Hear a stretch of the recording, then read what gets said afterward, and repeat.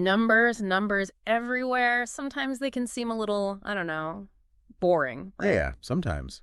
But today, we are diving into a metric that sounds pretty basic at first glance, but trust me, it gets interesting. We're talking about the Gross Enrollment Ratio, GER. GER, yeah. It tells us a lot about who gets access to education around the world. Right. So picture a classroom, desks all lined up, ready for students. Okay. GER basically tells us how full those desks are at different grade levels. Are all those seats taken, or are some kids missing out? I see. And here's where we're going even deeper. We're adding another layer to this whole thing, a gender lens. Because you want to see if this GER, if it looks different for boys versus girls. It's a good point, yeah. So to help us break all this down, I've got our expert here. So is it really as simple as just looking at the overall GER, or do we need to zoom in more? Oh, we definitely got to zoom in. We have to break it down. It's much more revealing that way. Okay, how so? It's like, imagine you're exploring a forest, right? Yeah. You wouldn't just say, oh, look, there are trees. You'd want to know, what types of trees are there? How old they are? Are they healthy? Right, it's like getting the full picture. Exactly. And that's what we've got to do with the GER. We need to look at it at different levels, primary, lower secondary, upper secondary, that sort of thing, to really understand the full story. That makes a lot of sense, yeah. Different stages of education, maybe different challenges and barriers too. Exactly. Different things going on at different points in a student's life. And when we analyze all this GER data with a specific focus on gender, well, that's when we start to see some eye-opening stuff. Okay, you got me. I'm hooked. What's the data telling us? Well, globally speaking, when it comes to primary education, boys and girls, they tend to have, similar enrollment rates. Okay. But here's where things get interesting. As we start looking at higher levels, like lower and upper secondary education, that's usually when a gap starts to appear. Oh, so you're saying the higher the education level, the wider that gap gets between genders. Yeah. Oftentimes, that's what we see. That's kind of worrying, isn't it? It is worrying. And there are a bunch of different things that contribute to it. Like what? Well, in a lot of regions, especially in sub-Saharan Africa, poverty plays a huge role. Right. Makes sense. We've seen that girls from, poorer backgrounds, they're way less likely to go to secondary school compared to, their wealthier counterparts. Yeah. Sometimes they have to stay home and help out, or their families prioritize their brother's education. It just breaks my heart to think that something as basic as a child's gender could actually limit their chances in life. It's really tough. And it's not even just about, money or economics. Cultural norms play a big part, too. Yeah. There are places in the world where there's this deep-seated son preference, where they see a boy's education as more valuable somehow. Wow. I never even considered that angle. So we're talking about a whole bunch of different factors all playing together here. Cultural, economic, social, right? You got it. It's super complex. But one thing I do want to mention, it's important to remember that this isn't the case everywhere. It's not like some universal constant. There are actually regions out there where girls are doing better in terms of enrollment than boys. Really? That's amazing. Yeah, it's pretty cool. They're defying the trend. What's going on in those places? It's often down to really targeted policies and interventions. Some countries, they've implemented programs, for example, that offer financial incentives to families for sending their daughters to school. They're directly challenging those old norms. Oh, interesting. And others have focused on making schools more welcoming to girls, Right. addressing things like safety and sanitation, those sorts of things. So it sounds like these places, what did you call them? Positive deviants? They're like a beacon of hope? I like that. Positive deviance, yeah. Ah. Yeah, they really are, because it shows us that change is possible. If we know the challenges that girls are facing, then maybe we can actually come up with solutions that actually make a difference. Exactly. That's the key. Understand the problems to fix them. And that's where data like this can really help. It all comes back to the numbers, huh? It does, yeah. This GER, it's not just some meaningless number. Right. It's a call to action for all of us. Absolutely. And it shows us how important it is to look at things through this lens, Yeah. a gender lens. Because when we do that, we can really get a handle on the complexities of educational inequality.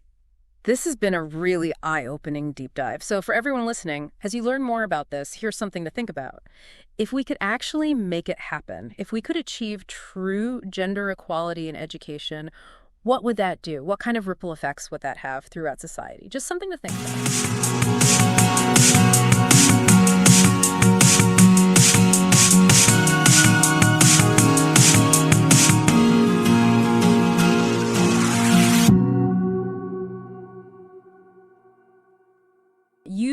honed in on gross enrollment ratios, Yeah. which for those of us who, maybe haven't encountered that term before, basically means how many kids are actually enrolled in school versus how many should be. Exactly. And then you broke that down even further Mm-hmm. by level of education, which is a really nice way to look at it. Yeah, absolutely. So what are your initial thoughts on kind of the overall trends we're seeing in this data? Well, one of the most encouraging trends is the upward trajectory of girls in school across all levels of education. Mm-hmm.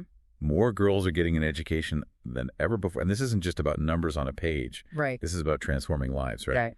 When girls get educated, entire communities benefit from that. Yeah. Lower rates of child marriage, healthier families, greater economic participation. Yeah, that's a really important point to make. Yeah. Because it's easy to get caught up in the statistics of it all. Mm. But these numbers represent real change for people on the ground. Exactly. One thing that stood out to me, and I'd love to get your take on it, was the spike in progress that we see around 2015. Right. Was there anything specific happening around that time? That's a great observation.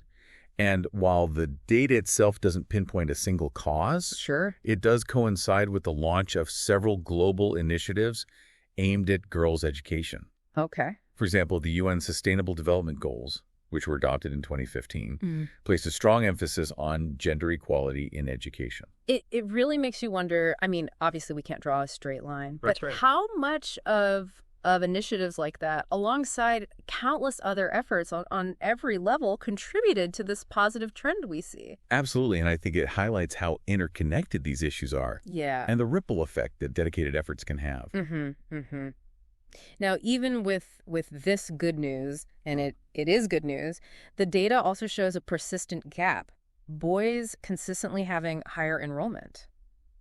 Yeah. Why do you think that is? What are some of the factors at play there? Well, unfortunately, there's no single answer. Okay. Deep-rooted social and cultural norms in certain regions Mm-hmm. still prioritize boys' education over girls. That makes sense. And then on top of that, you have practical barriers, things like school fees, lack of sanitation facilities, Right. or even just the distance to the nearest school, which can disproportionately impact girls. Right.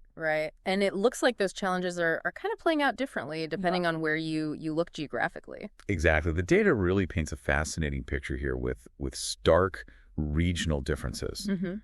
For example, you mentioned South America. Yeah. We're seeing remarkable strides towards gender parity there, possibly due to their investment in girls' education programs. Okay. On the other hand, we see places like South Asia where cultural factors might be hindering progress a little bit. Yeah. Which highlights the need for context-specific solutions. So it's not a one-size-fits-all. We really need to be tailoring these strategies. It's about understanding the nuances of each region and collaborating with local communities to create lasting change. All right, let's kind of zoom in on this breakdown. Sure. By level of education.